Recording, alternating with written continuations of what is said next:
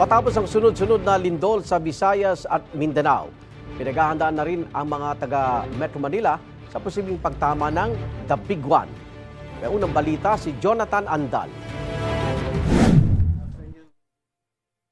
Ito ang gumuhong Ruby Tower sa Maynila nang tumama ang magnitude 7.3 na lindol sa Kasiguran, Aurora at naramdaman hanggang Metro Manila noong August 2, 1968. Mahigit 200 ang namatay sa gusali lang na ito. Ito ang dahilan ng pagsasabatas ng National Building Code noong 1972.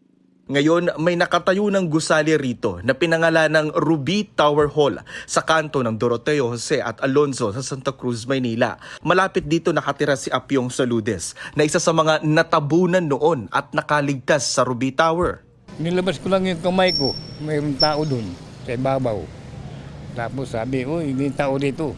Yun, naano ko.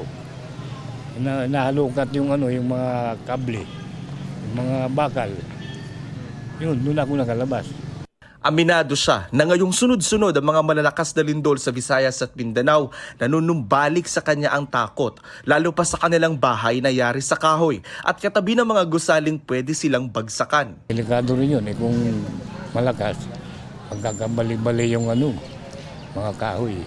Si Javelina nakatira ngayon sa mismong Ruby Tower Hall. Sa tingin ko naman, matibay na to, hindi katulad nung una. Kasi nakailang lindol na dito eh. Ka-ready naman kami kasi alam naman namin na may darating talaga yan. Kaya lang, siyempre, pananalig sa Diyos importante. Dito sa Maynila, inutusan na ni Mayor Isko Moreno ang lahat ng 896 na barangay na maghanda sa posibleng malakas na lindol. Ang Manila City Disaster Risk Reduction Management Office, inihahanda na ang mga gamit pang responde sa lindol, gaya ng mga thermal camera na kayang madetect ang init ng katawan ng tao kahit pa sa ilalim ng mga debris. Meron din silang search camera na may mic at speaker sa dulo para makausap ang mga natrap sa mga gumuho.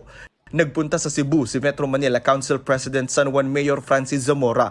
Nakita raw niya ang kahalagahan ng paghahanda. Kaya paaalalahanan niya raw ang mga Metro Manila Mayor na magkasamuli ng mga earthquake drill at mag-inspeksyon sa mga infrastruktura sa kanilang lungsod. Actually, nag-usap pa kami ni MMDA Chairman Donagas at sa susunod namin pagpupulong ay priority po ito sa aming agenda. Yung tuloy-tuloy na pagkasanay at paghahanda.